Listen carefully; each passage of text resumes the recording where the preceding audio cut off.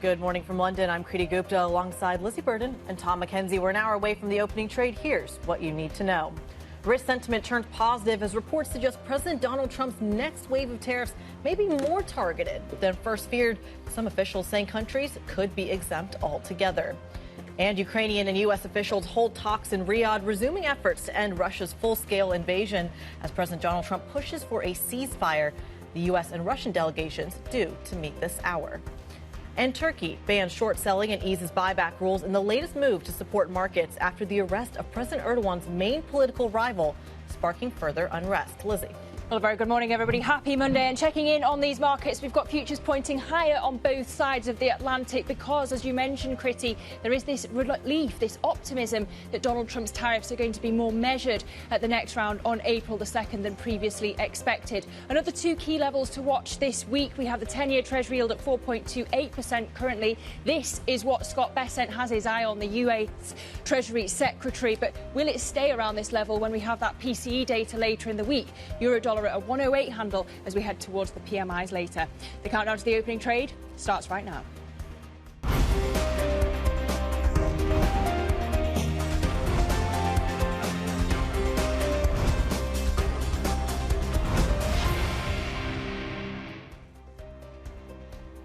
Welcome to the opening trade. It's Monday. You would think there's a lot of news flow, and yet we're kind of trying to look for strands in terms of what is actually driving these markets. Risk sentiment positive, as Lizzy said, on both sides of the Atlantic. You're seeing it in the equity picture. You're seeing it in the FX picture. You're even seeing it a little bit in the commodities picture as well. But let's dig into it. What exactly on the tariffs front is actually driving this? Tom, I'll kick it off here with you, because usually we're so used to selling off on Friday, waiting, bracing for tariff headlines over the weekend. And today, a little bit of a nothing burger, except for the idea that maybe we're not going to get a barrage of tariff headlines or tariff kind of implications. We may just get them piece by piece. And for some reason, that's a positive. There seems to be that mismatch, to your point, around the rhetoric from President Trump and then the briefing that comes through from his team to organisations like Bloomberg and the Wall Street Journal around what these tariffs are actually going to look like on April the 2nd. They're going to be more nuanced. They're going to be more targeted. The sector-by-sector tariffs on things like semiconductors and autos will not be coming through on April the 2nd. Again, according to this reporting. But as an investor, do you take that mismatch as a reminder of the volatility, or do you take your cue, as the market seems to be at this point, that this is an optimistic sign that they're not going to be as broad-based as maybe Trump has signalled? Because, of course, the hawkish signal has come out of Trump himself, but it's his aides and allies who are trying to calm the tensions in the markets. You have to wonder if they really mind disturbance. Trump says he doesn't mind a little disturbance, but we will be watching out for the data later in the week. We also have that core PCE number. There's so much speculation about whether the US economy is going to be going into recession or not, the divergence between the soft data and the hard data, and how much these tariffs really are going to impact the US economy. And absolutely, at the crux of this is also going to be the reciprocality of all of this. If the April 2nd is the date, we are days away from that implication. Already we're seeing political changes. I want to bring it over the weekend. We had Mark Carney, for example, call a federal election in response to some of the factors Lizzy was just talking about and saying, look, we need to unify, we need to get together, we need to rally, and we need to be able to respond to Donald Trump. A similar sentiment right here in Europe as well. What is the reciprocality of all of these countries going to do when it comes to these markets? And that's just one piece of it. You also have to talk about the peace dividends in two ongoing conflicts in this region. Yeah, so the US still hoping for this Ukraine peace deal within weeks, even though Russia's been ramping up the drone attacks in Ukraine. You've seen civilians and children being killed in these attacks. So it doesn't look like Russia's in a rush for a peace deal. You've got the coalition of the willing, these countries, led by Europe, trying to think about how they can support Ukraine to get towards the ceasefire. They're meeting in Paris this week. I thought it was interesting that Steve Witkoff, the US envoy from Donald Trump, was essentially making fun of their approach over the weekend and saying that it's a bit of a show in an interview with Tucker Carlson. That's kind of embarrassing for the UK government, and Keir Starmer in particular trying to lead this coalition of the willing. But meanwhile, you've got the talks in Saudi Arabia on how a ceasefire would work, and you've got the US and Russia delegations, as you say, Kriti, meeting in Moscow. And those Witkoff comments seem to align, at least to some extent, what we heard from the Vice President, J.D. Vance, who, of course, seemed to be dismissing the potential role of France and the UK when it comes to peacekeeping. But again, it's about a disconnect, arguably, between the aspirations of the Trump administration and the reality on the ground in terms of how far Russia is prepared to go. And I thought it was interesting, Kriti, that you talked about the thread between Trump and what's happening in Canada with the rise, of course, of the Liberal Party after being down in the polls by about 20 basis points. And now Carney is essentially neck and neck with his main rival. The elections will be in April the 28th. But it's hard not to see the link between Trump as well and what's happening on the ground in Turkey, because the idea that the Europeans are so focused on the need to support Ukraine, taking their eye off the ball when it comes to domestic politics of Turkey, and dramatic events over the weekend that arguably would have faced further and stronger pushback in a different climate from the EU. And certainly you would have thought, possibly from a previous Biden administration, the US saying this is an internal matter.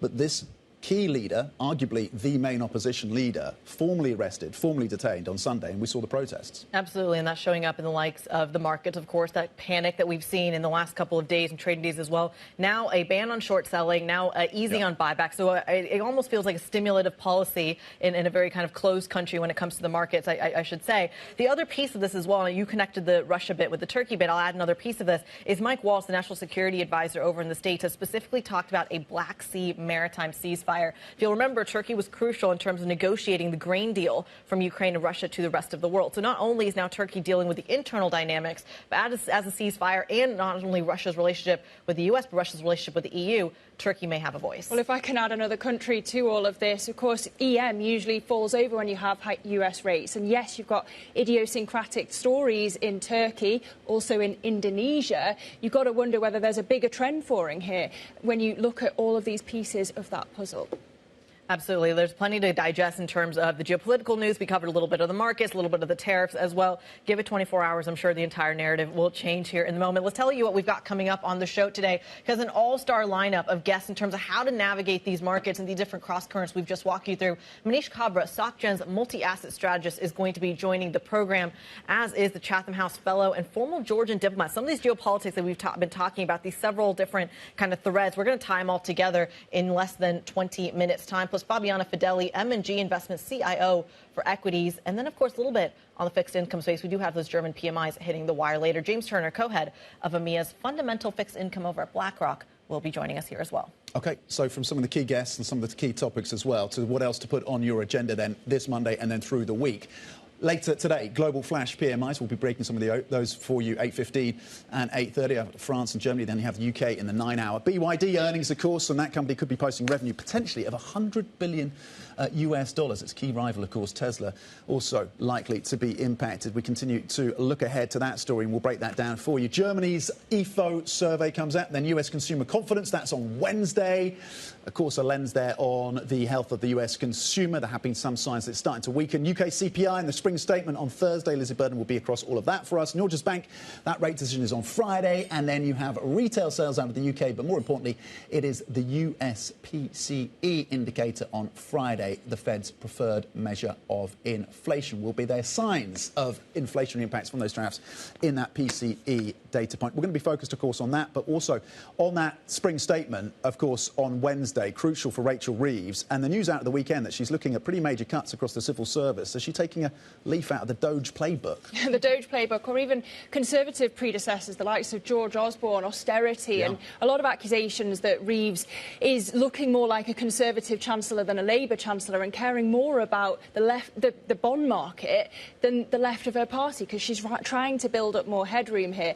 Interesting to see in an interview over the weekend not ruling out scrapping or lowering the digital services tax in order to placate Donald Trump, in order to get out of tariffs. That is just going to add to the headroom issue, the headache, when it comes to needing to find money somewhere. She's ruled out more tax rises. She's ruled out breaking her fiscal rules. Looks like she's going to have to make even deeper cuts, as you nod to, Tom. Pretty on the data front, what are you watching for then in terms of the PMI out 8:15, 8:30, and then in the UK? Are we going to? Do you think is it too early to start to see that the potential impact of additional fiscal spending? We haven't had the package through from Germany yet, though. Of course, that's been signed off or will be signed off in its entirety. in terms of the improvement, there's been that divergence between manufacturing and services as well, which has been pretty pronounced. It absolutely has. I mean, this is the countdown to the PCE numbers at the end of the day, right? Is the Federal Reserve now going to be looking for a more kind of dovish standpoint? Is that going to be changing the market expectations? Are they even keeping an eye on inflation? Does inflation matter anymore when we talk about things like tax cuts, for example, and jobs cuts as well on both sides of the Atlantic? That's likely going to be moving the markets. And we're really counting down to the payrolls number next month, right? So it doesn't. I'm gonna take a very controversial statement here that maybe the PCE doesn't matter and maybe the consumer confidence doesn't matter because the markets are bracing for payrolls in less than 2 weeks' time. I don't know. Putting it out there. So much news for these markets to pass. But here's an update on what else you need to know this morning. Israel has killed 2 members of Hamas's de facto cabinet in the Gaza Strip. The Israeli army says that they were hit yesterday in South Gaza by airstrikes which resumed last week after a truce expired. More than 50,000 Palestinians have been killed in the Israel-Hamas war. And Israel struck the largest hospital in the south of the city on Sunday night. That's according to the health ministry in Gaza.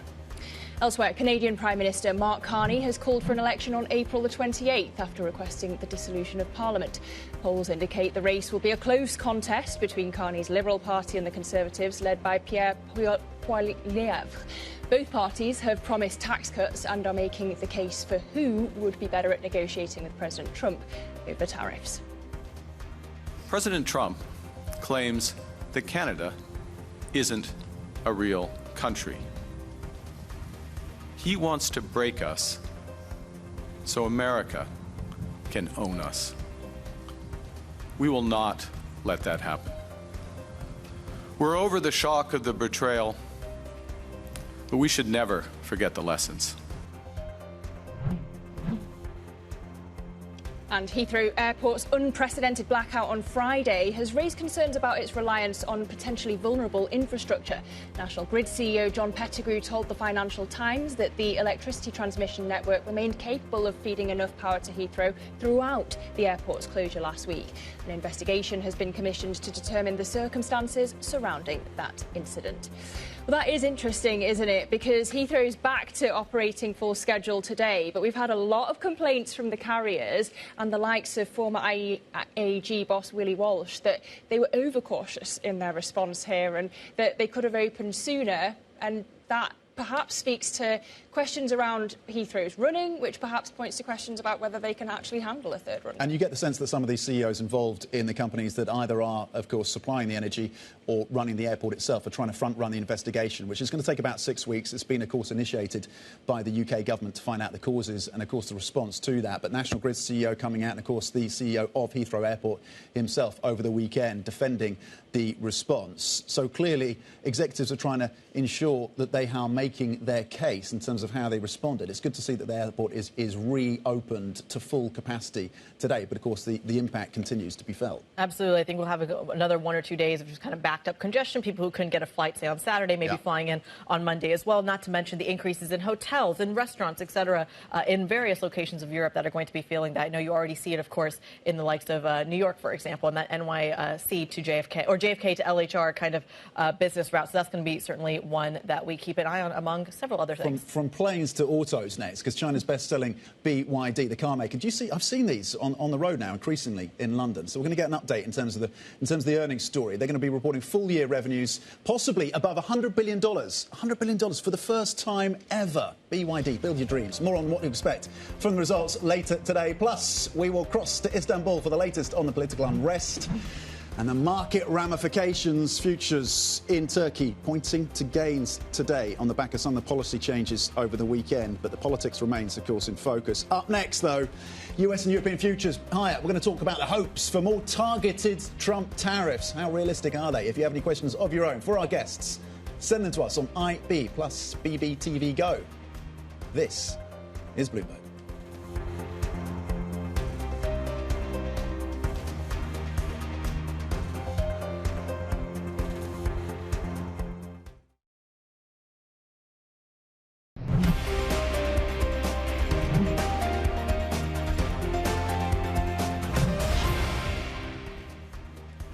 We're 42 minutes away from the opening trade. Welcome back. Risk sentiment kind of turning a little bit positive. But when you look at the futures picture, outperformance on the continent seems to be the trick of the trade here. We're looking at the CAC and run and the DAX futures higher by about 0.6%. The FTSE 100 on the back foot. Some of that might be a little bit of a commodity read-through and underperformance there. But it feels like everyone's dealing with some positivity coming out of the tariff front. It is the countdown to April 2nd, of course. We're now 7 trading days away from that tariff deadline. Let's bring in Bloomberg's Valerie Teitel for the latest. Val.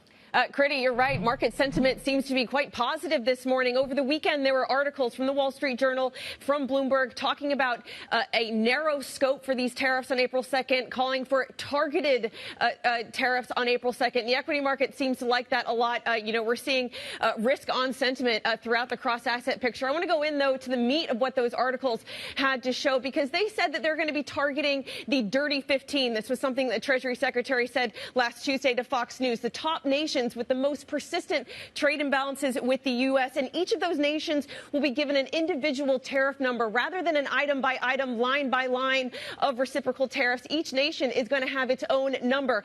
And then if you read through this line and through all of this, Kriti, it looks more hawkish than the headline says, talking about how this is still going to make up a majority of the U.S.'s foreign trade. Many people assuming that this is his time to take an eye to the EU for their trade practices with the EU. The EU has the second biggest trade imbalance when we think about those top countries with the trade imbalances with the U.S. Certainly something we're going to be keeping a close eye on. It's funny because trade imbalances are something that Germany is trying to get rid of. And here we are with the U.S., or trying to get more of, I should say, and the U.S. is trying to get rid of it. Valerie Teitel walking us through that dynamic. We thank you so much. Well, Ashley lays that out. We are, of course, 7 trading days away. Let's talk about how we do play this in the markets. For more, let's bring in Manish Kabra, multi-asset strategist over at SocGen, joining us this morning. Manish, a pleasure to have you on the program, as always. We keep digesting these kind of tariff headlines and this deadline. Talk to us a little bit from a big picture kind of standpoint, but how we should be viewing these markets. Is it still about generating alpha, or is it just about treading water? Well, thanks a lot for having me again. As in this pervasive uncertainty, this is, trade uncertainty, economic uncertainty, fiscal uncertainties in the U.S. And then I would say there's 3 certain things that we focus on. One, we are still in a nominal growth backdrop, and I think that nominal growth backdrop, it pushes a lot of the framework, a lot of the thinking that ultimately you want to be in nominal assets. And I think this is our first point, which is, that part for us is very certain. Second, it's interesting, the tariff argument, and I think it started in 2018, and it's ongoing. We never reversed tariffs on Chinese goods coming to the U.S. And I would say ultimately the tariffs and the business of de-risking China, that's the biggest focus for the U.S. And that de-risking business, that Americans have, I would say it would not get done, up until the share of Chinese imports coming to the U.S. should be less than 5%. And I think that's the reason a lot of the trades, that I think market focuses on, it's the reshoring, it's the onshoring. In Europe, it's sovereignty that has picked up. And I think, all of those trades goes into those directions. So I think those are, and then for us, the biggest point is nominal growth backdrop is the biggest focus, on asset allocation basis. Manish, you put this emphasis on nominal assets. It kind of sounds like you're saying, or at least baking into your forecast, that not only is inflation going to be coming down, but growth is going to be coming down. Walk us through the international hedges with that playbook. Yeah. Along with the nominal growth, I think the other thing that is very important is the risk premium, and something that we are calling is there's a great rotation of the risk premium, and what that means is we want to follow where the fiscal policies are, and hence one of the key trades that we are suggesting, those in Europe. I would not compare Europe, US, and Europe, US equities, and I think the policies are very localized. So first thing that we're doing is we are suggesting for those in the US, reduce equities but increase bonds. The risk premium for U.S. equities is got very narrow versus bonds. How do you hedge it? How do you position for it?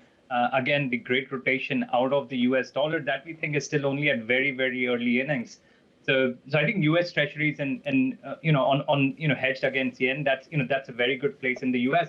in Europe, the trade is literally the other side of it, which is, the European risk premium was, which used to trade very close to the US risk premium. But since the start of the war in 2022, we saw major dislocation, which is, European equity risk premium never really followed where the US risk premium was. So in Europe, we are suggesting the other side of it, which is you should be reducing bonds, especially core bonds continuously, and look for buying opportunities in European stocks. So I think the big realization that we have is, as much as policies are getting regionalized, localized, nationalized, I think we are adjusting our portfolios accordingly. Manish, to what extent is your need to survive the great rotation out of US stocks and you're thinking about that driven by the tariff story? And to what extent is it because there's been an overestimation of big tech and AI, if you think there has been? Yes, I think it's very fair. So the biggest risk that's there for US indices, is the concentration risk. And, top 10 stocks making up 35-40% of the index. I think that makes everyone nervous who on macro basis is trying to understand how do we invest in the US. And one of the biggest calls I would say since June last year has been de-risking Nasdaq, but increasing the breadth. The breadth trade I think is still very important and still very much a focus. So this is what we are suggesting, which is US has become too concentrated. You want to de-risk Nasdaq at the expense of buying equal weighted S&P for the reason, we are not in the camp that we will go into GDP recession, and we are not in the camp, that Fed would not be there. And I think this was the biggest realization last week that, big difference from 2018 when we had tariffs and Fed was hiking. This time, I think we'll have tariff, but Fed may have, Fed has tremendous scope to ease. So I think equal weighted S&P, again, concentration risk is avoiding concentration risk, I think is the biggest focus. Manish, good morning. What would you need to see to turn more positive on the Nasdaq? As in few things. One, we need to get very strong clarity that we have pricing power with the tech companies. I think DeepSeek was realization that pricing power, or the pricing of the products that the new products that American tech companies have, that needs to be visible. So along with 2nd April, which is the Liberation Day. For us, the third near-term target is 25th of April, which is when Microsoft comes out. And I think that visibility that, the biggest tech companies should have the pricing power. So that's my first point. Second, I would say, this whole idea of great rotation of the risk premium, we need to see a certain level of euro dollar. And I would say, usually when 10%, rise in euro happens, 10% drop in dollar happens, we see 4 to 5% earnings improvement for Nasdaq 100 companies. So I think we are in the journey of that. The moment we see Euro 115, which is what the target for us is, I would say at that point in time, at least, going beyond the confirmation of the pricing power, I think currency will start helping. So those are, the points that we are watching that, we should have discounted or market should have discounted of the de-risking of the Nasdaq by then.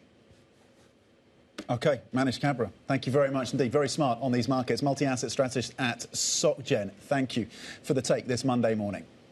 It's fascinating what he's talking about there in terms of that he's still looking at a lot of the popular trades that are in this market, right? He's talking about European periphery outperformance. He's talking about less U.S. growth. He's talking about kind of hedging against nominal assets, so really bidding into the Japanese market as well. How long does momentum trades last as opposed to something that has legs for, say, 2, 5 years even? And I think it feels like that's one thing, plus the geopolitical risk, of course, is and to another. your point, distinguishing between the periphery and the core when it comes to Europe, because he thinks the periphery is less exposed to the tariffs, and European stock and equity gains could continue in terms of further upside. Coming up, the arrest of President Erdogan's main political rival, the politics of Turkey and the changes around the markets. We'll get the analysis. This is Bloomberg.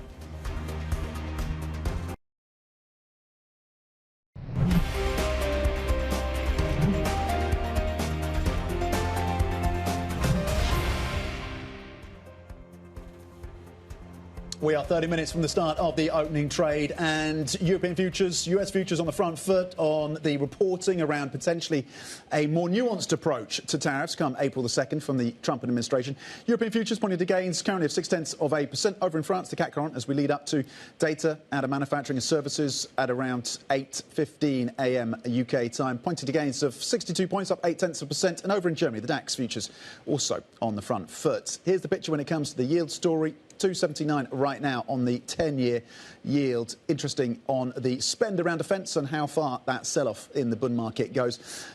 Oats currently yielding 3.47, and the Italian BTPs on the 10-year currently yielding 3.89. Perhaps following the move you're seeing in U.S. Treasuries as well, 4.28 on the 10-year there. Let's talk about one of the other major market factors in last week's trade, and that, of course, is in the world of emerging markets. Turkey's capital markets regulator has banned stock short selling and relaxed buyback rules to prevent further market turmoil. The move comes in the wake of the arrest of President Erdogan's main political rival, which sent the lira to an all-time low. Joining us now from Istanbul is Bloomberg's Beryl Ackman to walk us through these details. Beryl, this arrest is now officially in play. It's already happened. It's formally arrested. What's the significance of it? What comes next? So the arrest and jail of Istanbul Mayor Ekrem İmamoğlu is very significant because he has been the most powerful and popular politician to stand to President Erdogan in the last 2 decades. And while we have seen President Erdogan and his government crack down on opponents and dissidents in the past, the main opposition party has largely remained untouched. And this arrest is therefore an escalation, or seen by critics as an escalation of Erdogan's moves ahead of the 2028 elections. İmamoğlu, the mayor who runs 15 million people in Istanbul, Turkey's largest city, was just preparing to announce his formal candidacy in the elections on Sunday. His party still went ahead with a primary, and he was formally nominated with millions of votes across the country, touting him to be the president. But now that he's jailed pending trial, it is unclear whether he'll still be able to run. Even if he clears of the charges, his university diploma was also revoked last week just before his police custody. And the university degree is required to qualify for the highest office in the country. At least for the short run, İmamoğlu is out of the race, and it is worrying his supporters and Erdogan critics.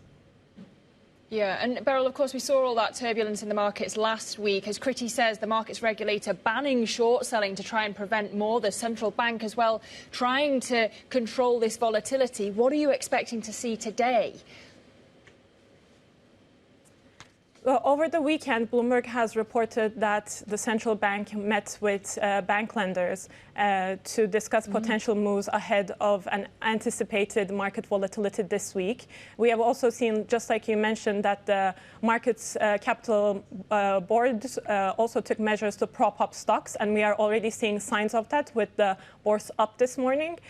So far, what we are hearing from policymakers and what we're seeing in their comments is they'll do anything to ensure that market mechanisms are healthy and that the lira is defended, and so are the stocks and other Turkish assets. We might see additional moves today.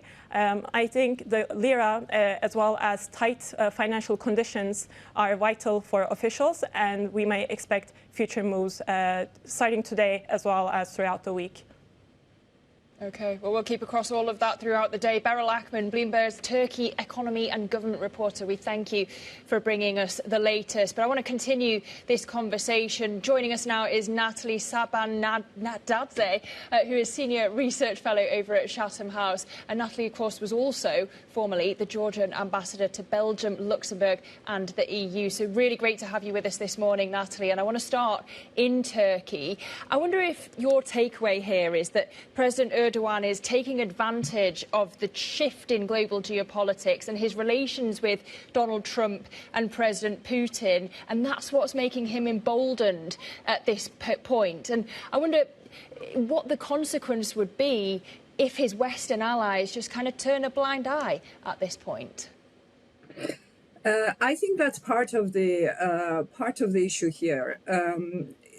President Erdogan was in a very strong position at this point.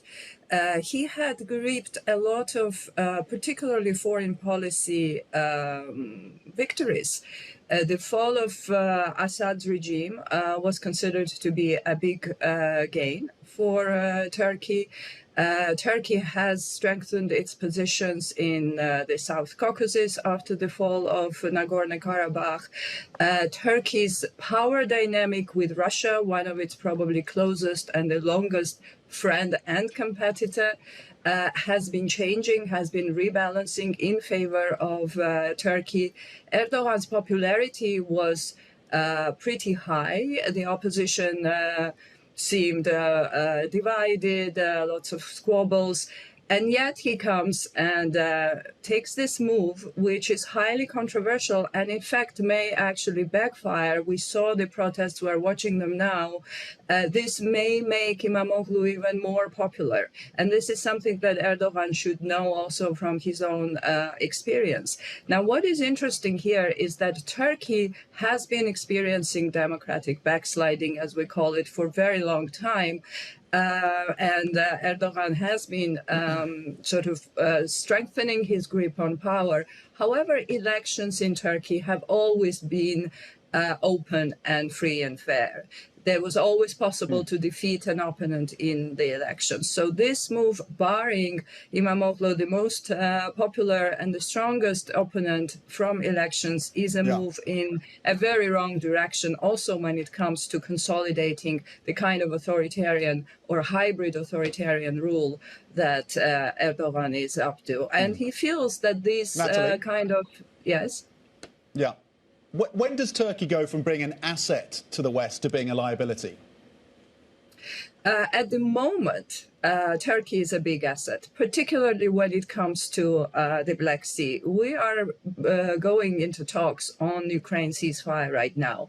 And one of the things that is expected to come out of these talks is an agreement on ceasefire at sea, the Black Sea. And here Turkey is the gatekeeper of the Black Sea.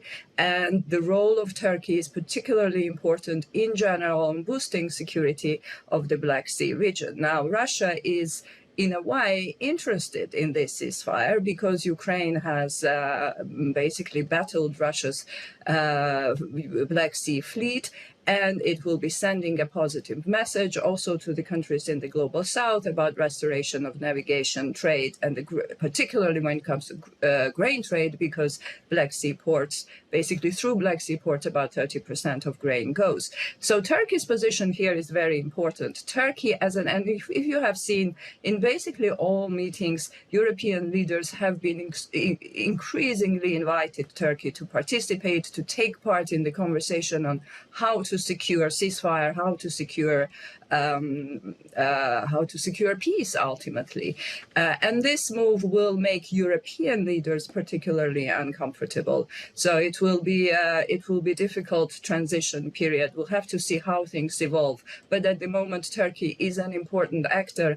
And when things are looking very complicated on the Ukraine front, including on negotiations, it is important for Europe to keep Turkey on its side. Natalie, to your point, though, when it comes to the ceasefire negotiations that you referenced there between the United States and Russia, now, of course, happening in Riyadh after the Ukrainians have already agreed to that ceasefire, I'm looking at some Bloomberg data here showing that Russia is still Turkey's #1 trading partner. Walk us through the economic implications, the economic levers that Russia can pull, not just with Ukraine, not just with the United States, not just with the energy infrastructure, but some of the other players involved or potentially involved in those negotiations. Well, Russia had significant economic levers. They are mainly connected with energy, trade and energy infrastructure. And here, when it comes to Turkey, Turkey has been very careful not to antagonize Russia. And Erdogan has been playing a remarkable balancing act throughout this war.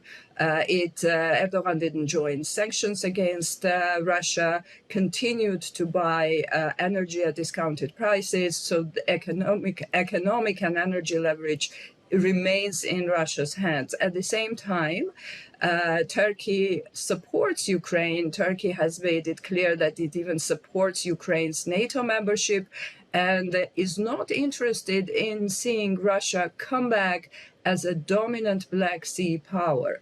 So they have been very good at balancing and very sort of different interests, different expectations. So Russia does have certain economic, particularly trade leverage, and Turkey knows it. This is one of the reasons why it doesn't want to antagonize Russia.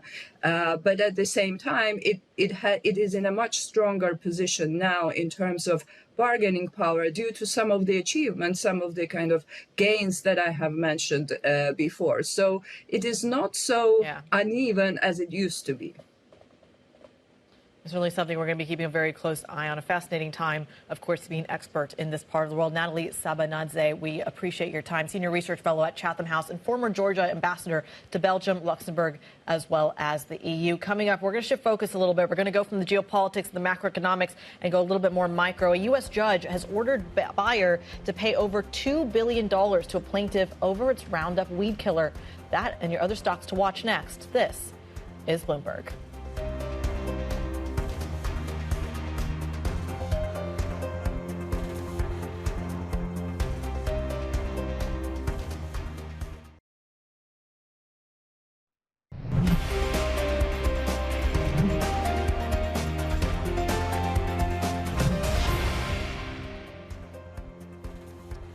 Top global executives are in Beijing for the annual China Development Forum, with some expected to meet President Xi Jinping and other leaders. For more, let's bring in Bloomberg China economy and government editor Alan Wong in Hong Kong. Alan, we know why the CEOs are in town then. They're there for the China Development Forum. It happens every year. It takes place largely over the weekend, and then you have the Boao Forum after that. What are Western CEOs hoping to achieve this time around? Are they getting the red carpet treatment from officials in Beijing?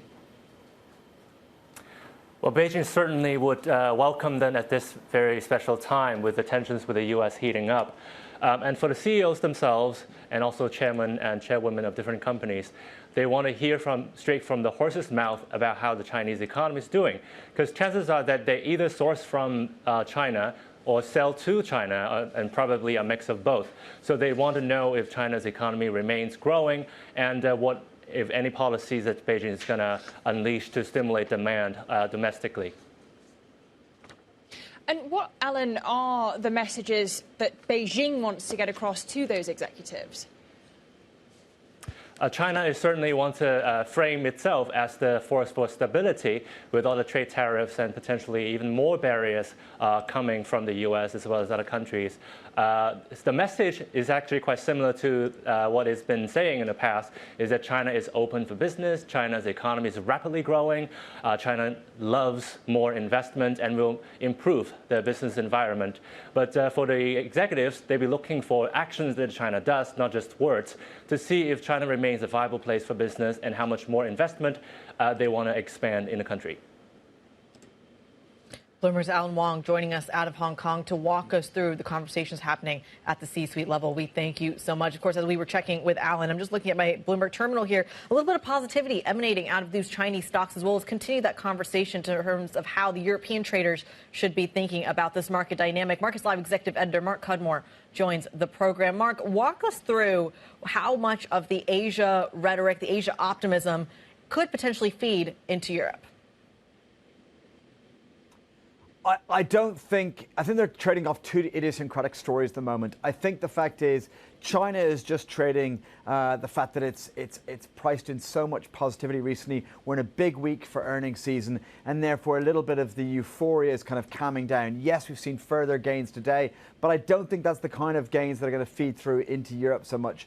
I think Europe is taking much more of its cues on what's going to happen on the tariff story nervously about that. We still do not have much clarity about exactly what tariffs will be declared by Trump next week, and even what day they'll be declared. April 2nd is supposedly Liberation Day, but is that the day the tariffs come into effect, or is that when he'll propose them? So there's real kind of nervousness in Europe about what will be proposed. So yes, there's a risk-on mood at the moment. I expect that to continue overall into midweek. But I'm a little bit worried that as we get to the latter half of the week, as we get closer to that tariff deadline, I expect some of that nervousness to subside, particularly in the US and in Europe. And I think China is going to have a bit of a volatile week all round, just because there's been so much positivity already priced in, even separate from the tariff story. Mark, as we think about tariffs, we think about what's happening, of course, in the bond market. Scott Bessent, of course, laser focused on the 10-year, and the Bloomberg reporting today, as we see yields up actually about 3 basis points across the curve, is that we should not be betting against the Treasury. At least that seems to be the view from some in the markets. Do you buy it, Mark? My team is extremely divided on this. I think it's quite interesting. I think it's one of the most topical issues at the moment in terms of that. I think half my team, says don't fight the Treasury, in line with that BN story, that there's a clear desire for the administration to see 10-year yields lower. The fact that we're seeing weakening growth will help that. The fact that we had a dovish Fed.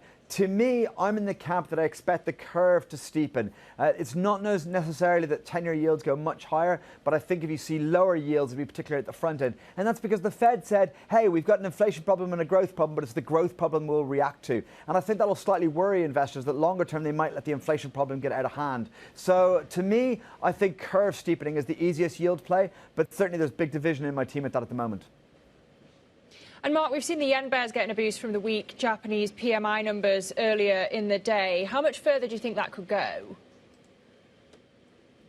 I think the yen's getting in trouble here. I think that it's rallied a long way this year on the idea that the Japan story is potentially slightly idiosyncratic, that the BOJ is going to keep on hiking rates because they've got a window to do so. They've got, the BOJ has political backing to do so. Well, now the domestic politic picture is changing. I'm really struggling with my words this morning, and that's therefore undermining that idea that the BOJ will continue to hike kind of independently. And on top of that, now the economic data is proving a little bit darker than previously anticipated, and therefore the economic argument in isolation is also not really supporting hikes.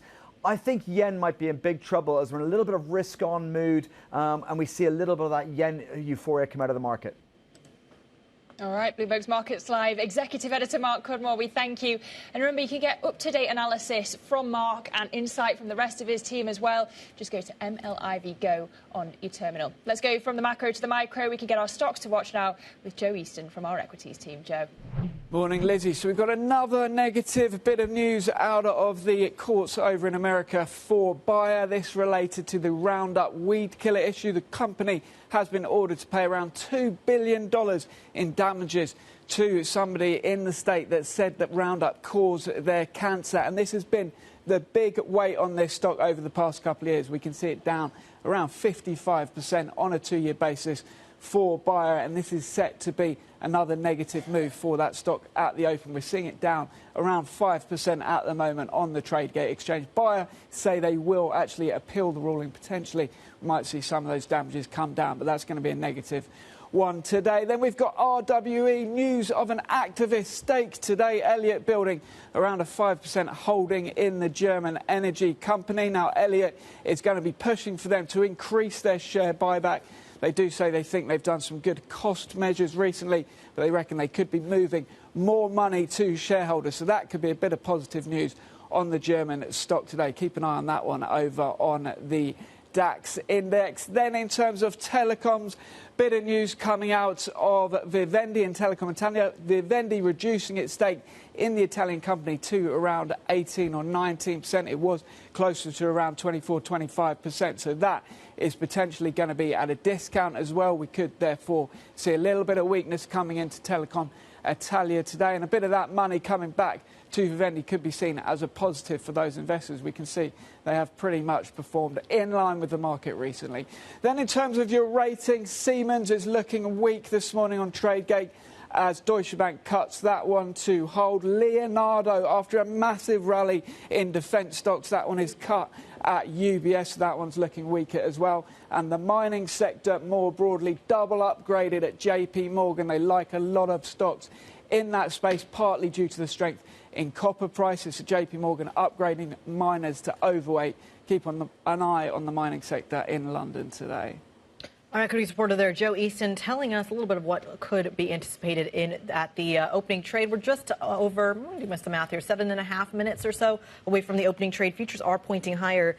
There's one story we haven't talked about yet, and that, of course, is what's driving these Chinese market. We talked about it from what the C-suite is Angle's thinking of. But I know, Tom, this is a perfect day for you to be on the show. Talk to us a little bit about what's going on an ant group. Yeah, so you're getting another reflection across Chinese equities listed in Hong Kong, with HS Tech in positive territory today, up close to 2%. And it's a reminder what's coming through from Ant Group. Ant is part of the Alibaba Group, and it's a reminder that China continues to innovate around what's AI. That DeepSeek was not a flash in the pan, because China has a number of the components that build out AI. It's got the data, it's got the engineers, and the key question is, has it got the chips? And what Alibaba and Ant Financial are showing is that by using chips from Huawei and Alibaba themselves, they are able to create efficiencies, they say, according to their paper from Ant, 20%. So it's a reminder of the efficiency gains that are coming through from some of these models on these cheaper chips. They're still partly reliant on US chips. That story's not going away immediately. But longer term, questions in terms of how the sovereignty story in China is coming to bear when it comes to AI innovation. The innovation is there. China is a serious player. Can you put it into context for us, like, how this compares to NVIDIA? And this isn't a DeepSeek moment, is it, even if it's boosting Chinese stocks today? I'm not sure that NVIDIA is going to get a massive drawdown on the back of this, but it does continue to raise questions, not this year, arguably, but in 2026, 2027, as these big hyperscalers, if they get to a point where they're under pressure on costs, do they move away from the Blackwell GPUs of NVIDIA? Do they come under pressure from the CFOs on the board to start looking for cheaper alternatives? $300 billion being spent by the hyperscalers, more than that this year. At what point does that question start to be challenged? It's not a 2025 story, I don't think. There's a great quote about Kung Fu. Someone saying, if you can find one point of attack to beat the world's best Kung Fu master, you can still say you beat them. So you don't need to, beat NVIDIA all the way on everything. But if you can find a little weak spot, that'll give you a good advantage. But I think you asked the core question here, is that you asked about the NVIDIA impact, and we've seen the royal market. There seems to be a complacency here that even though you do see, say, a DeepSeek-esque kind of moment, it isn't the same reaction function to the rest of the world maybe it was previously. Interesting context. We'll see how the European tech stocks perhaps trade with that notice. Futures are in the green coming up. It is the opening trade. Stick with us. This is Bloomberg.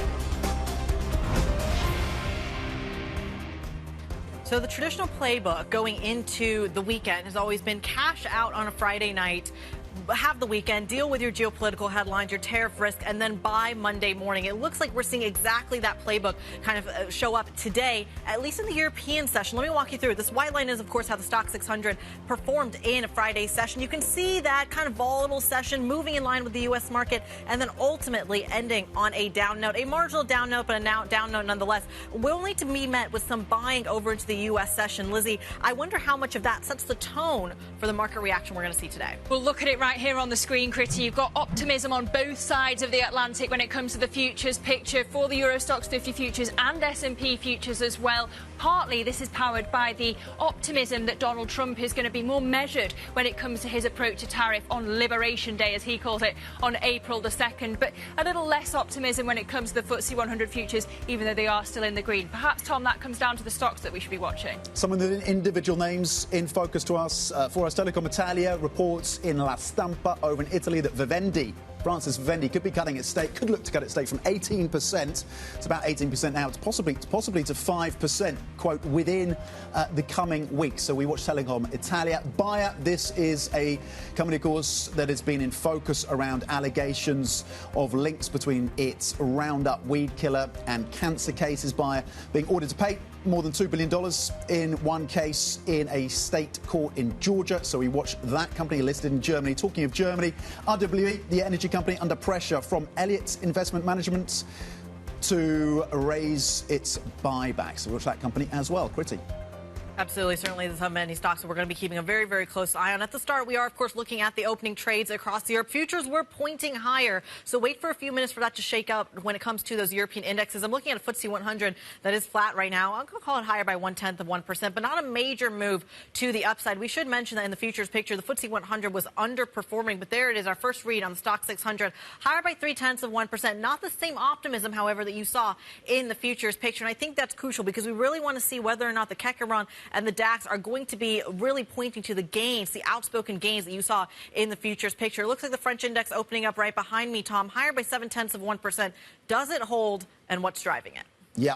Currently, the CAC Krone up 0.8% here in the UK, as you said, slightly more muted, but still seeing the gains up 40 points so far. On the sectors, we've seen some upside and something that Kriti's touched on in terms of the pricing around iron ore and copper in the commodities space. Basic resources, then, the leading sector as we continue to wait the DAX to open. Basic resources gaining 2%. Travel and leisure also seeing some upside, up 1%. Banks also gaining around 8 cents. Just one sector in negative territory, and that is the defensive telecoms space. We've been talking about Telecom Italia, and we'll break that move down for you. Currently, telecoms is just on the margins in negative territory. Every other sector so far in positive territory. Basic resources now up more than 2%. Well, we are still waiting for the DAX to open, but some of these defence names eking out gains again across the sector. I would note Rheinmetall up 2.8%, Thales 3.5%, 3.7% up for Saab. And so we have all of these talks, as we've been discussing, on the situation in Ukraine continuing and the defence names having another positive day as we wait for the broader DAX index to open, Kriti. But all of these major indices are up as things stand at the start of the trade. They absolutely are. I should also point out that we have one eye on, you mentioned the defense sector, but the tech sector as well. I'm looking at ASML and SAP as some of your biggest index contributors, and I think that's going to be a really crucial story. But take a look at what on some of the individual movers are. Mining seems to be outperforming and helping out the UK a little bit, not to the same margin in the other areas. You are also, and I said we talked about the tech sector a little bit, we're talking about what's moving the French index. Schneider Electric is a big piece of that outperformance, so that's going to be one we're keeping an eye on. And the UK side, one of the movers that's caught my eye is National Grid, given those comments they made about Heathrow as well, and having that, those shares down about 0.4%. Yeah, JP Morgan with that positive call on the miners to that point as well. So that could be proving and tying into the optimism around that space. Let's get a broader take on these markets and bringing the analysis right now. Fabiana Fedeli, CIO for Equities, Multi-Asset and Sustainability at M&G Investments. Fabiana, great to have you around the desk with us this Monday morning. And I'll zoom back out to the tariff story, which is leading, it seems, in terms of the market focus as we lead up to April the 2nd. Do you buy the optimism that's come through on the reporting that maybe the tariffs are going to be more focused than the broad-based commentary from President Trump? Or is it a reminder of the volatility and the mismatch between President Trump himself and some of his advisors? How are you thinking about the tariff story this morning? Good morning, Tom. I do think it's just a sign of the volatility in news flow, in policy, and generally the markets will follow that volatility. So I was looking at some data in the first 58 days of the Trump administration, we had 93 executive orders compared to 17 in the first Trump administration, 37 in the Biden administration. There's an enormous flow of policy news, and this is just creating some market jitters, particularly in the U.S. So we don't really know what's going to happen to these tariffs. Will they be better? Will they be worse? At some point, they'll probably be better than the initial fears, but there will be a lot of news flow in between. Where do you stand on the recession risks of the U.S. with the tariff overlay?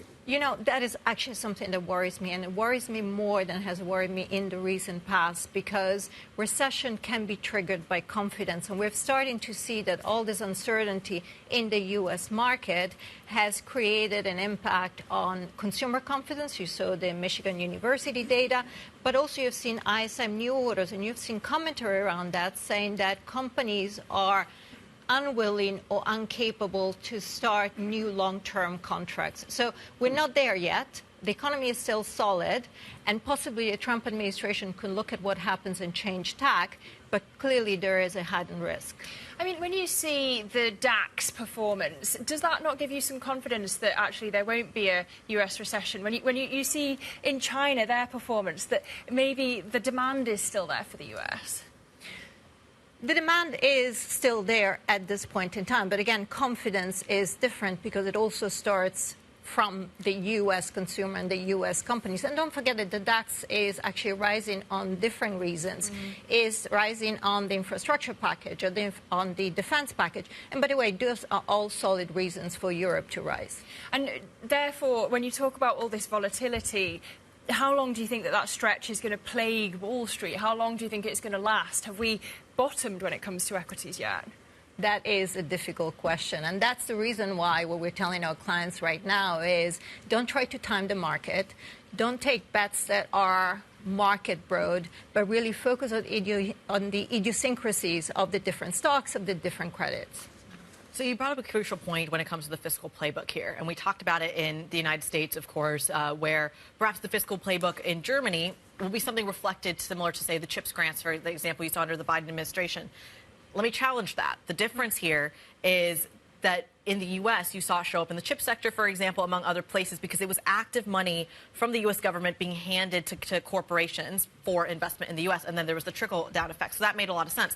In Germany, it's a little bit different, where the grants aren't actually directly going to companies just yet. There is still an assumption that over the next 10 years, the fiscal multiplier and the trickle-down effect will be larger. Does that mean the markets are pricing in some sort of exuberance that hasn't yet played out yet? How do you quantify that when the approach is different? So you have a very good point there. There is a lot that now is priced in, for example, in defense stocks.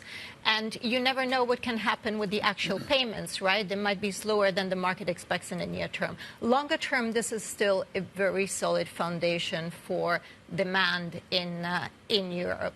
On the other hand, one big difference between the U.S. and Europe, and Germany in particular, is that this package comes at a time when the economy is very weak. You know, the IRA was coming at the time when the U.S. economy was still solid. So I think that multiplier effect is also triggered by that.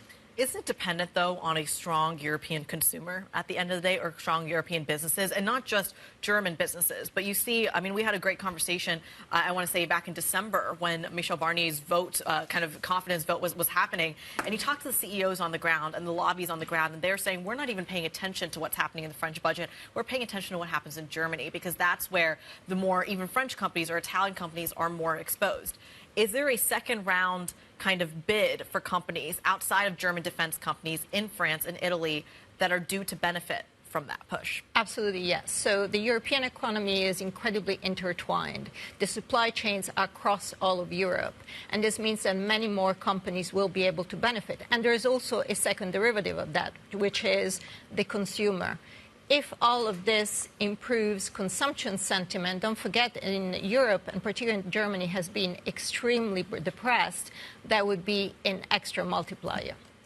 Fabiana, we're just getting a red head across the terminal, and I won't ask you directly about this specific company, but it's a reminder of what's happening in technology. SAP surpassing Novo as Europe's biggest company by market value. Part of this, talking of idiosyncratic stories, part of this is about SAP and re-rating around Europeans, the tech prospects for a company that sits at the heart of European tech, even if we have, of course, question marks about how far Europe can go, competing versus the US and China. But another story as well Novo and some of their challenges around getting more of the pipeline to market. How are you thinking about European tech and whether or not that is a story? Would you ever make the case for rotating out of the Nasdaq 100 or rotating out, let's say, rotating out of US tech and into the small and slim basket of European tech that we have, whether it's ASML, SAP? Again, without having to name names, how are you thinking about European tech and whether that is a story that can get the uplift from the defence piece that Kriti was talking about? So we actually like many European technology companies, many of the software names. But we wouldn't make a conversation around let's move from one basket to the other, because this is really idiosyncratic. And what you're seeing right now in the MSCI all-country world, actually the dispersion in the technology sector is extremely high, and also in communication services. So that means that different companies have very different fundamentals, and that is reflected in the price action. We do like tech. Tech is not that. Tech is transforming. And actually what we see also in AI simply means that most likely we're going to have more and more applications, and that's going to be good for the whole sector. Fabiana, specifically on European defence, how much more upside is there? Like, we have this fiscal boost expected. If it is actually targeted at European defence companies, are we actually going to see even more of a boost because that isn't money spent on US defence companies? Are we underpricing that, if one could even believe that? Look, the story on European defence is solid, but many of these stocks have already run quite steeply. So in the near term, for example, if payments are not as fast as everyone expects, you could expect some disappointment. But on the longer term, the story is intact. There is still a lot to go. What's the hedge here, Fabiana? If you're worried about geopolitical risk, what is the immediate go-to hedge? You know, the truth is diversification is the best hedge, because how many times have we spoken about we're moving everything to fixed income, we're getting out of certain sectors and equities, and that hasn't worked. So a balanced portfolio where you have some fixed income, particularly now that there is a possibility that the macro picture is going to weaken. So you're staying both near the short end of the curve, and then you have your barbell position at the long end of the curve, and then do still continue to invest in equities. There's so many stories, particularly linked to innovation, to infrastructure, that have room to run. All right. Fabiana Fedeli, CIO for Equities, Multi-Asset and Sustainability over at M&G Investments, saying diversification is the trick to navigating this geopolitical environment. We thank you so much. Let's get a quick check on the Core 6. Tom mentioned it there, of course, the SAP is now, of course, rising in market cap over Novo Nordisk. We shot a great chart there just a moment ago. So SAP and ASML are going to be your biggest contributor to the Stock 600. ASML there higher by 1.7%. Schneider Electric also on that tech outperformance train, higher by 1%. I'm also looking at LVMH here, higher by 1% as well, moving the CAC Caron and moving the outperformance, I should say, of the CAC Caron right next to Schneider Electric. Novo Nordisk not having a great day, though, down 1.6%, with Nestle also on the back foot. Let's get a little bit more on those individual stocks on the move. Joe Easton is all over it. Joe.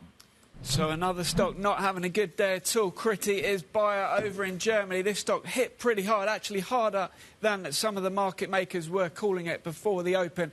This coming, of course, as we get this ruling out of the state of Georgia saying the company has to pay around $2 billion to somebody in the state who claimed that their Roundup weed killer had been the cause of their cancer. And this really shaking the market in terms of that reaction on that stock today. JP Morgan out with a note saying that it is a bigger than expected sum than expected. To keep an eye on that one for any potential extended losses.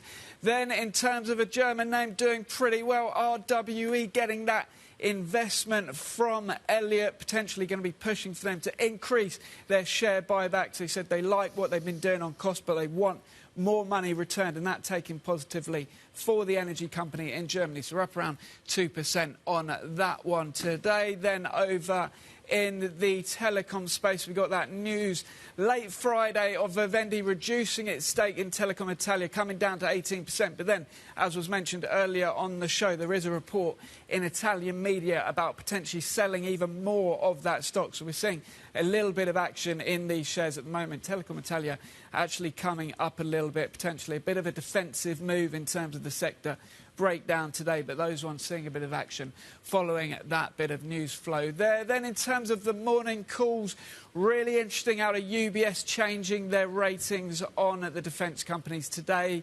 They have got Saab at a buy. They upgrade this one to buy. Even after the huge rally we've seen, they think this is the best way to play the super cycle in defence spending. They don't like Leonardo. They think that one has gone too far, though, so they have cut that one down, and we're slipping around 0.3% for that one. And then finally on Siemens, that one was downgraded at Deutsche Bank. They reckon that all the spending news that we've seen from the German government, that's already priced into the stock now, and also the potential exit of Healthineers potentially already priced in. So they actually downgrade Siemens, but we're holding up not too bad after that downgrade. We're up 0.4%. Keep an eye on Siemens on the DAX index this morning. Joe Easton from our equities team, we thank you so much walking us through some of those early pre-market movers, stock market movers. But let me get to the pre-market as well, because it is that wonderful time of the year where we do have a little bit of those U.S. pre-market movers as well. And it's a similar theme you're already seeing kick off over in the States as well. A lot of the tech names are in the outperformance category. NVIDIA higher by 1.5%, perhaps taking its tune from ASML as well. Palantir Technologies, which is another big AI trade, higher by 2.4%. Remember, one of the things that we've been talking about here is the Ant Group offering from China. That has, of course, pushed the tech stocks over in China as well. It's been a positive, it feels like, almost for the European tech sector, if you can make that connection. It certainly is a positive for the U.S. tech sector as well. So that reaction function that we saw around the DeepSeek news, perhaps not as large. Tesla shares, though, that's a different story. That's a momentum trade. That's a retail trade. Higher by 3.4%. I wouldn't necessarily put a kind of pinning to that one just yet. But it is coming on a very positive day. U.S. futures, for example, also higher by over 1% this morning. Yeah, interesting that maybe you could get a Tesla boost from the BYD earnings if that stock is priced to perfection. They're coming out later today. But just breaking across the terminal, we also have the French PMI numbers. And so when it comes to manufacturing, 48.9 is the reading for the month of March. These are the preliminary numbers, and that is a beat on the estimate of 46.1. Also a beat when it comes to services, and also a beat when it comes to the composite number. So if we look to the euro-dollar reaction, the euro is stronger, 0.3%, still at a 108 handle, but this is more of a gain than we were seeing right before these numbers dropped. We're still waiting for the German numbers to come at 8:30 a.m. and we get the euro area read at 9 a.m. London time. But perhaps this gives a helping hand in terms of that debate on the Governing Council at the ECB as we look ahead to the April meeting. The Governing Council had been seeing the risk skewed to the downside, but actually these PMI numbers are pretty positive reading on the French economy. Both still in contractionary territory, 48.9 for manufacturing, services at 46.6. The divergence is still there between manufacturing and services, but a slightly less bad picture, as you say, than the estimates have suggested, Kriti. But the fact that that is considered a positive reading just tells you how much pain the French economy is in, and that's going to be something that's going to be crucial as well when you talk about not just the market impact, but whether or not the German-French divergence as well, it shows a similar theme and a similar reaction function. Of course, those German numbers, as you said, coming up shortly. Coming up, Heathrow says it plans to operate a full schedule of flights today, but questions remain over how a power outage managed to bring Europe's busiest airport to a halt on Friday. We discuss that next. This is Bloomberg.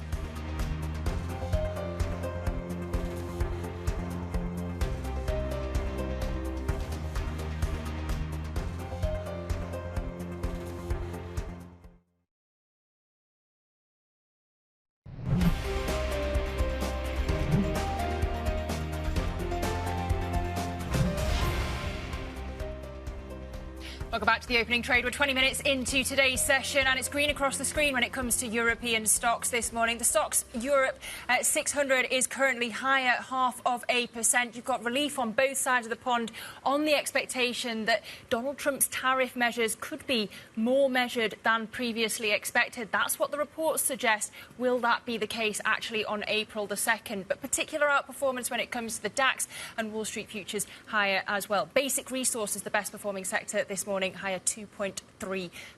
But lots of earnings that we should be watching for, Kriti, today, in particular BYD. Absolutely, one that might have a little bit of a read-through effect into European trading. China's best-selling automaker BYD, as Lizzy said, due to report full-year earnings today, where revenue could top, get this, $100 billion. It would be a first for BYD and put it firmly ahead of Tesla. Joining us now for a preview, so Asia transport reporter Danny Lee. Danny, walk us through these BYD potential numbers. Could the hot streak continue? Yeah, I mean, we're looking at revenue and net income that's going to hit all-time highs, and, you know, off the back of a very strong 2024, even despite the headwinds of being pushed back in its overseas push, you know, stuff like tariffs. And so therefore, it has finished 2024 on a very strong marker. And as it entered 2025, we've already seen sales hit really high levels, elevated levels already. So it's had a very strong start. So, all in all, it's been a pretty good start to 2025. And with all the product launches it's got out already, to really put a spotlight on what it can just do compared to Tesla and other auto majors in Europe in particular, and the US. Therefore, there's a lot of a tailwind, and you've seen its share price rally almost 50% year to date. Yeah, 50% year to date, almost 100% in the last 12 months. I'm looking at some of the models, Danny, kind of marine focused. You've got the Dolphin, you've got the Seal. You're seeing some of these on the road in London now. The financing as well looks pretty attractive on the BYD UK website. It's not all positive, though, for this automaker. There are some challenges. What are they? Yeah, I mean, there are still operational and delivery challenges. If you believe them and they think that they can deliver 6 million units this year, which would put them at a level close to General Motors, or if not beat them, frankly. And so, the targets it has set itself, that's going to be something that's going to be closely watched. Can it deliver on even more elevated levels of sales? But still amid the backdrop of tariffs, the risk of whether other countries follow suit, not just in Europe, but we've seen in Mexico where there's been some pushback because of Donald Trump there. And so Therefore, there is more risk around that. And with more competition, more than ever, particularly in its home market, there is that risk that as it pushes overseas, it could still lose focus on one of its core markets where its playbook has worked so well. OK, Bloomberg's Danny Lee, thank you very much indeed with a preview and a setup ahead of BYD's earnings. Thank you. Well, let's go from cars to planes now. Heathrow saying that it plans to operate a full schedule today following a weekend of chaos at the London airport. A fire late on Thursday at a nearby electrical substation cut off Heathrow's power supply, bringing flights to a standstill for almost all of Friday.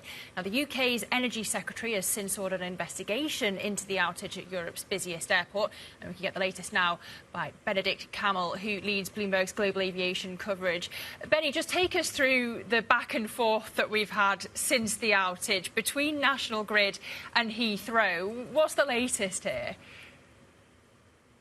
So on the plus side, traffic is back to normal. There were a couple of hiccups over the weekend, but by and large, Heathrow is up and running again. But now sort of the long discussion begins about what went wrong, who's to blame. You know, one of the phrases that's sort of been bandied around is slightly stilted, lessons will be learned. A lot of people saying that. Who exactly will learn which lesson? That's probably the more interesting part. The National Grid CEO came out and said maybe the full closure and the length of the closure, the full day on Friday, could have been avoided. There was enough power at other substations that could have been pulled in.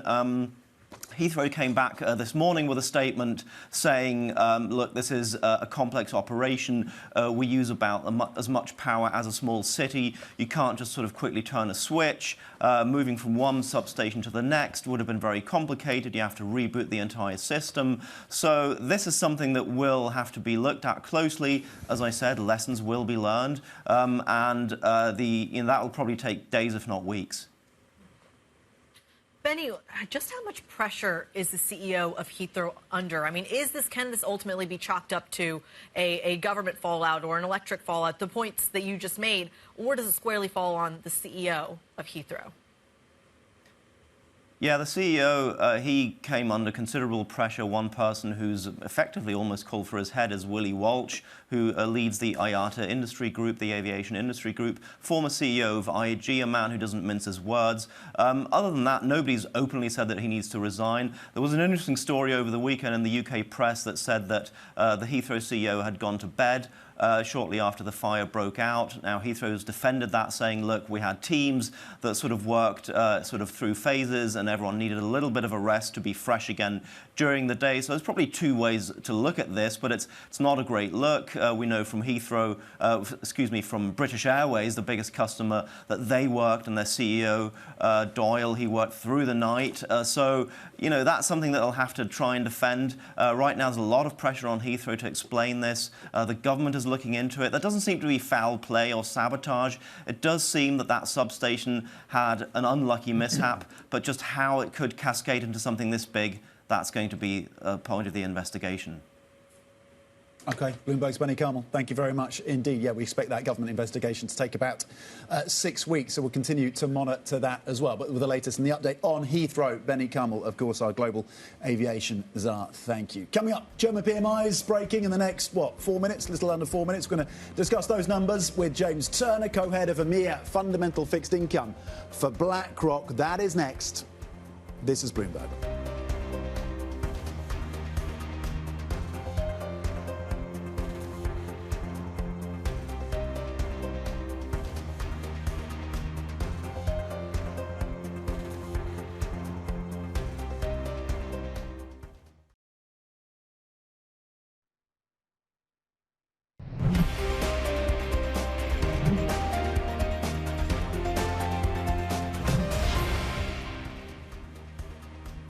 Welcome back. We have breaking news right now on the health of the German economy, with manufacturing PMI for the month of March coming in above the survey, 48.3, still in contractionary territory, but better than expected, at least versus the economist's views. Services, meanwhile, a little softer than had been previewed. 50.2 is the print versus the survey of 52. So just above that line when it comes to expansion versus contraction. When it comes to services, on the composite level, it's 50.9, also slightly softer than expected. So a bit of a diversion again in terms of a little bit of divergence between manufacturing and services. Services, though, arguably going to be a concern, you would have thought. 50.2 for officials in Berlin as they continue to work through the discussions around a coalition government that some are hoping could be formed as soon as Easter or thereabouts. Absolutely. So softer than expected, but still a bit stronger than the numbers we got last month, at least when you look at the composite numbers of 50.9. As you mentioned, it was 50.4 in February. So again, some marginal positivity there. You are seeing that, as you said, reflected in Eurodollar 108 handle there. Let's talk about how it shows up in the in the fixed income space as well. James Turner, co-head of EMEA's fundamental fixed income over at Blackrock, joins us around the table. James, you picked a good day because we've had data that it's really not very good data, frankly, but it's being interpreted as fairly positive data simply in that it's not as bad as we expected. In that kind of environment, I'm going to keep it simple. Do you buy French and German debt right now? Well, thanks very much for having me, first of all. And I think really we find a positive environment for fixed income generally at the moment. After the last decade of rates being close to zero, we now find that we're normalising at a higher rate. And really in the past, whereas you had to take risk either on going long duration or you had to take increased credit risk, now you can really buy a really nice bucket of corporate debt and get a really good income and a really nice yield for investors. And that's been absent for quite a long time in the market. How does that position you, though, for any potential inflationary shocks that may come from geopolitical conflict, reciprocal tariffs, or even just market pricing that has already been more volatile than, say, it was 12 months ago? Where in that kind of investment recommendation prepares you for those outcomes? Well, I think the first thing is we're staying in the belly of the curve, shorter duration debt. That tends to be a little bit more protected from that. The other thing is that actually we're very focused on corporate debt as well at the moment. And really, it's really a market as well for credit pickers. Judicious credit selection is really the key to making these good returns at the moment. So a very nice environment for active managers. And particularly when you find volatility, you also find opportunity. And that's really enabled us to get the best returns from fixed income at the moment. James, spreads have been tight, obviously, over the last, 18 months to 2 years. Is that a story that continues? Or is that challenged by the change in economic fundamentals?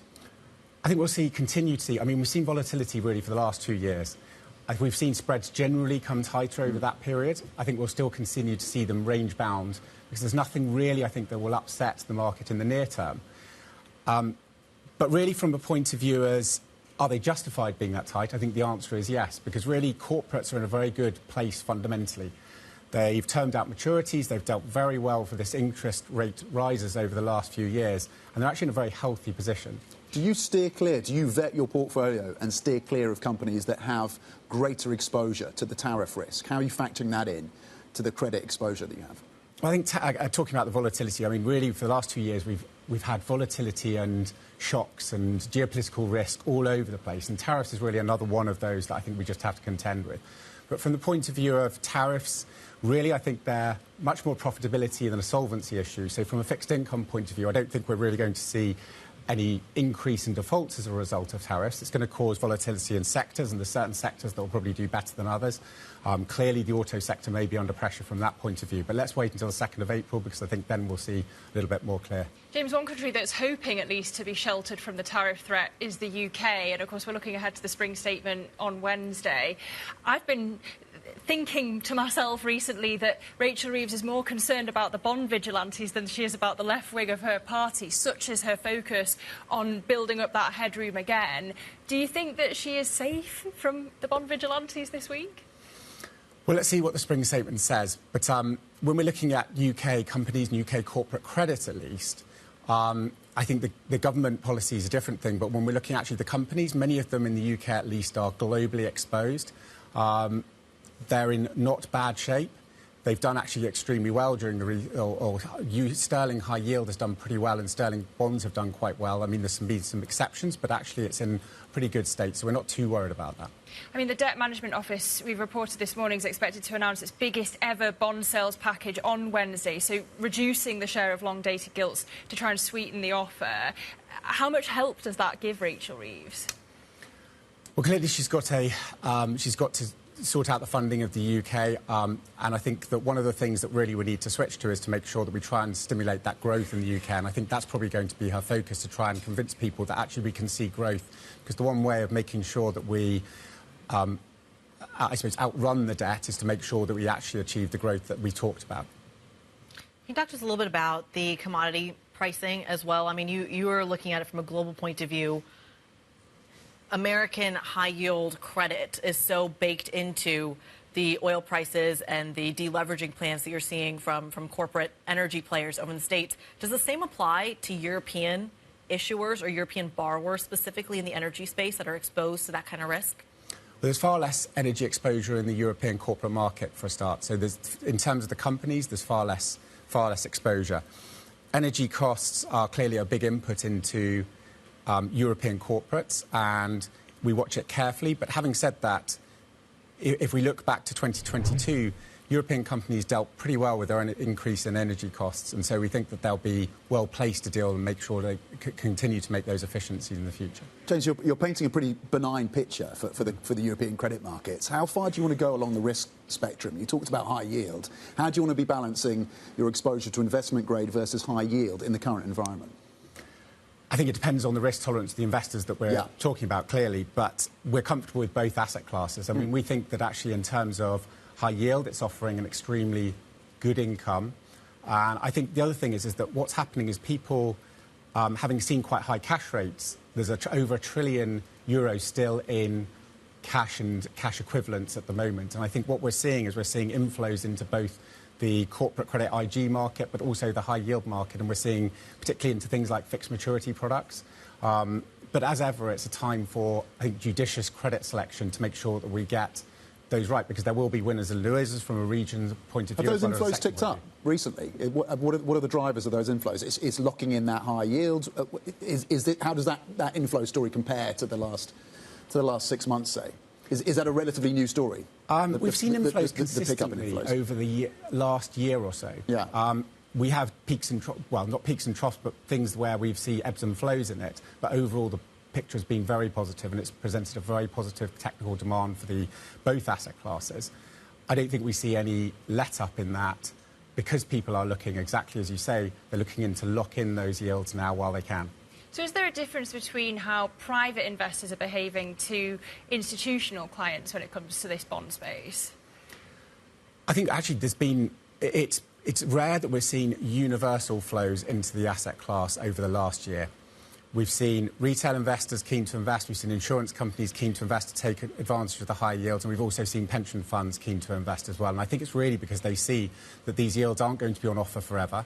The corporate market's in a very good situation. There's a lot of volatility in particularly the longer-dated credit and longer-dated sovereign yields. And so actually it makes sense to take your risk and to lock in those yields in the medium belly of the curve.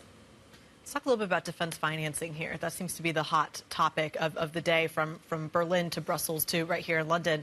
How easy is it, if you're a defense manufacturer, to one, issue, given the momentum in the sector, but also fighting perhaps the yield move you've seen when it comes to German debt? How is a defense manufacturer meant to think about that?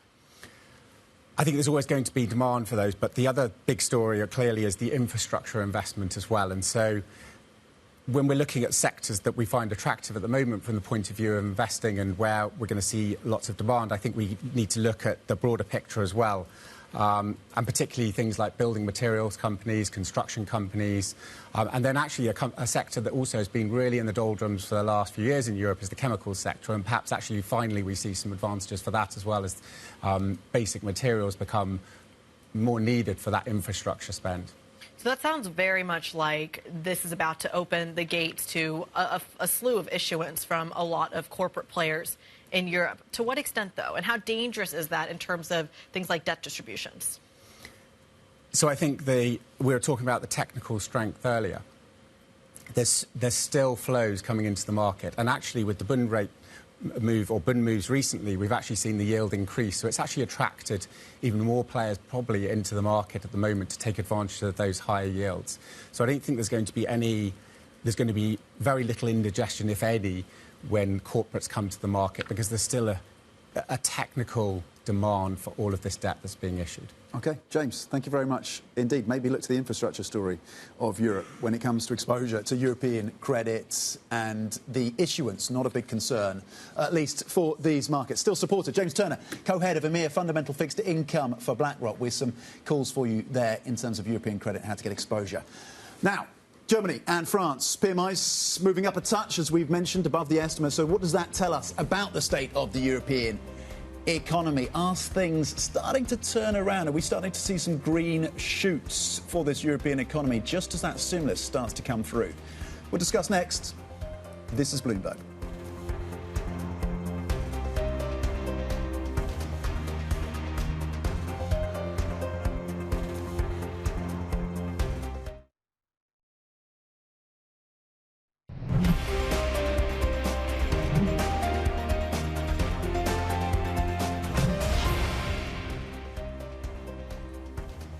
Welcome back to the opening trade. We are about 44 minutes and counting into today's session. Seeing green on the screen, this is largely in line with the global dynamic that you're seeing. Futures in the States higher by 1% as well, but the outperformer continues to be the DAX, at least in the European session. A lot of that has to do not only with the fiscal spend, the defense spend, but perhaps a little bit of a relief rally when it comes to that tariff agenda as well. Let's go there next, where Trump's tariff agenda and efforts to bring jobs and companies back to the United States has been on the radar for many countries as they brace for the rewiring of that trade relationship with the world's biggest economy.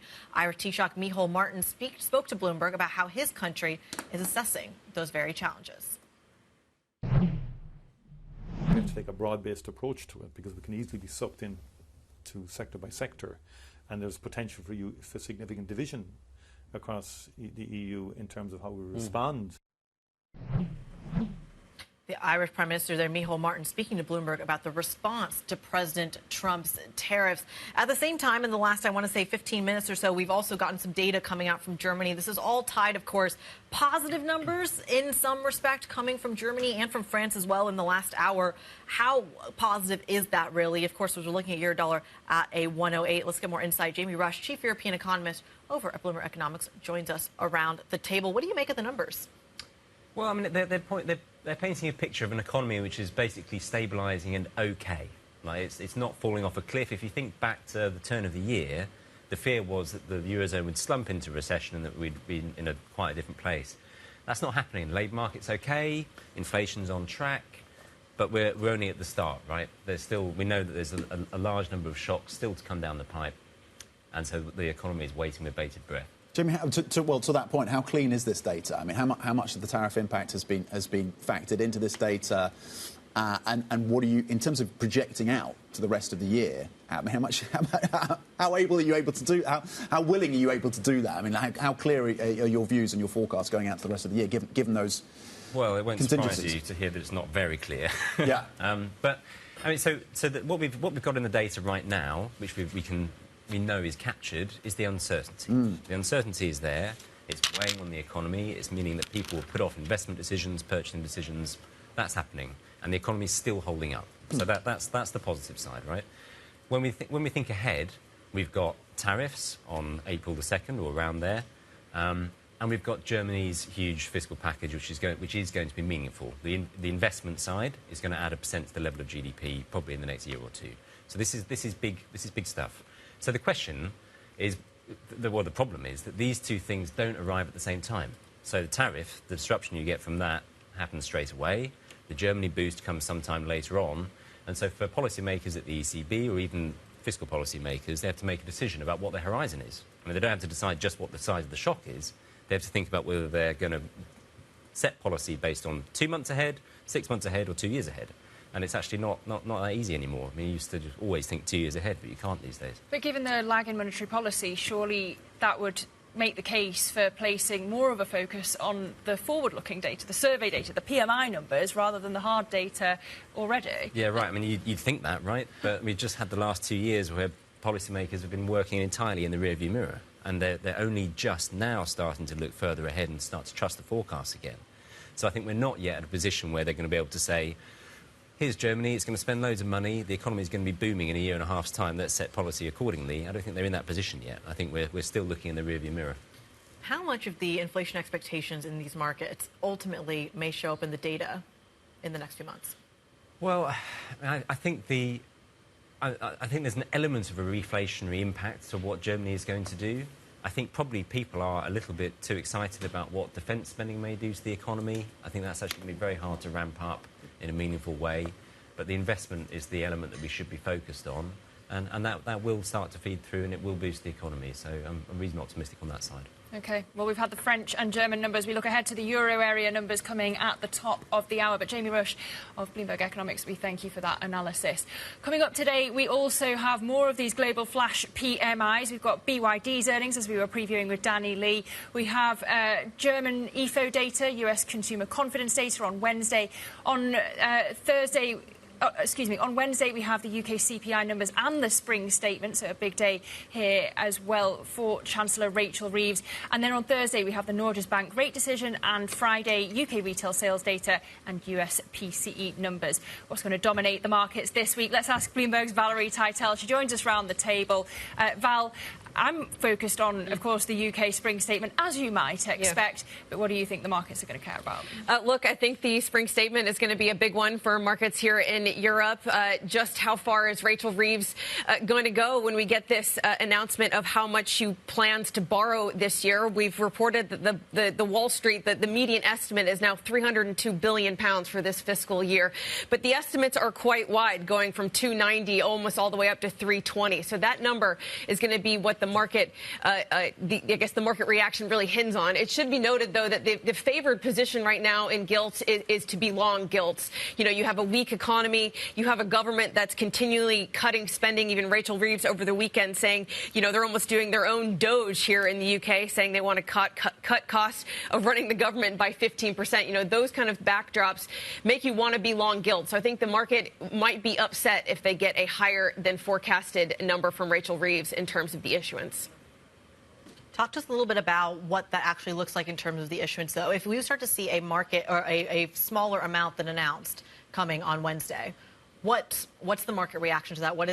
Is there any, I should say? Are we just waiting for issuance or no issuance? Well, look, it's not just going to be the big number. It's also going to be where on the curve they intend to issue. There is some speculation that maybe Rachel Reeves will make it more palatable to the markets by issuing more short-term, more medium-term gilts and instead shying away from issuing more long-term debt. That could make it a bit more palatable for the gilt market to digest and maybe lead to another gilt rally in the long end as well. But, as well as the UK spring statement, I think we're going to be trading headlines around tariffs as well from the U.S. As we build up to that April the 2nd deadline that Trump has imposed on himself. And then we have the inflation data as well, the PCE data on Friday, which Kriti Gupta said is relatively unimportant, controversial statement. Do you agree with that line? How focused are the markets on the PCE data? She said, to be fair... Yeah, that was Kriti, right? She put it in the context first of non-farm payrolls. Yeah.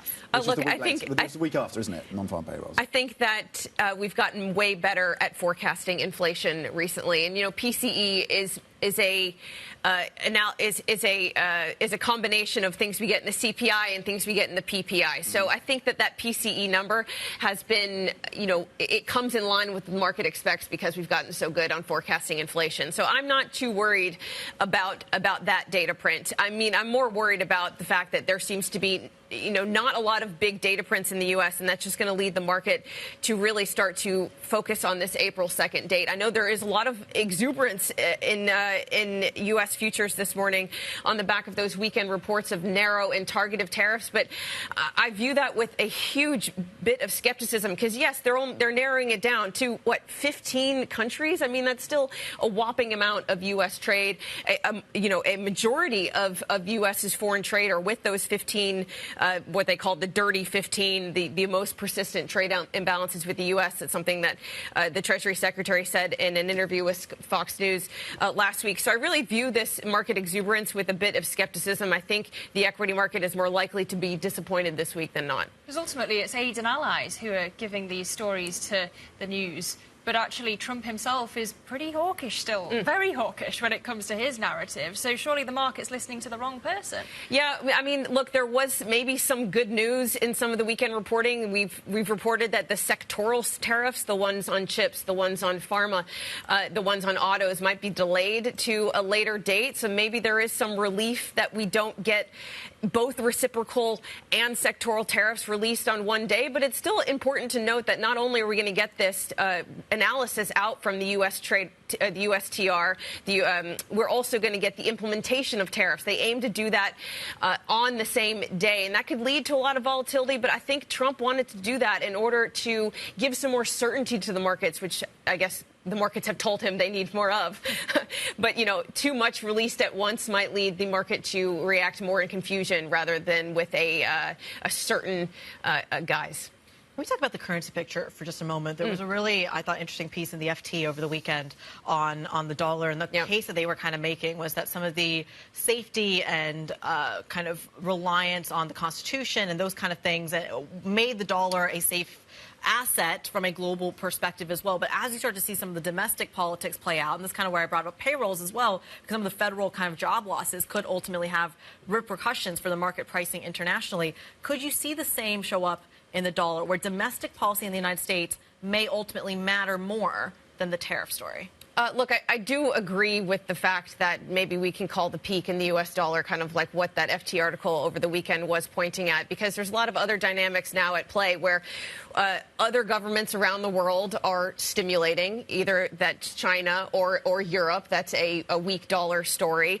And then the tariff story has gone now to a focus of retaliation. That's a weak dollar play rather than, you know, last year we very much viewed these tariffs as a strong dollar position. So in some way, I do agree that the trajectory ahead for the dollar is one of a downward nature. Yeah, there's that central tension, isn't there, between the Trump policy of apparently wanting a softer dollar, but also wanting the dollar primacy to remain, and all the speculation around Mar-a-Lago Accords and such. From the macro to the micro right now, two big movers for us. SAP, the headline crossing, about 30 minutes ago or so, SAP in terms of market cap, now the largest company in Europe, topping Novo Nordisk. Novo Nordisk has had problems in terms of some of the testing around some of its drug pipeline. SAP, though, benefiting from optimism around its cloud business and particularly its investments around AI. So SAP, listed over in Germany, gaining 1.2% in the session today, and now topping and taking the crown from Novo Nordisk in terms of the most valuable listed company in Europe. We're also seeing a positive session for some of these defence names again. The likes of Rheinmetall up 1.3%, Saab up 2.1%, Thales up 1.8%. So still upside for these names across the defence space. So let's talk about one place where there isn't that much upside, and that is Bayer. Shares are down about 6.2% this morning, trading very, very low here. I think I've got the wrong ticker. Yep, there it is, 6.7%. Had to double check that because, of course, it is such a massive move. This comes after that $2 billion verdict over in the States where they have been saying they are kind of responsible, or at least the judge has said they are responsible for a Roundup weed killer potentially having cancerous effects. Bayer disagreeing with the decision and will ultimately saying it's going to appeal it. Basic Resources, top sector right now in the Monday session, gaining more than 2%. You've seen some upside for example, copper and iron ore, and a call from JP Morgan as well to get exposure to the miners. US futures also pointing positively, strongly in positive territory, Kriti. Absolutely, green on the screen. Let's see how long it can sustain in today's session. Speaking of, in case you're wondering where Guy Johnson is, let me tell you, he is speaking exclusively with Airbus CEO Guillaume Faury, company summit in Toulouse, France. That interview at 3:40 p.m. UK time. That does it for the opening trade. The Pulse is up next. This is Bloomberg.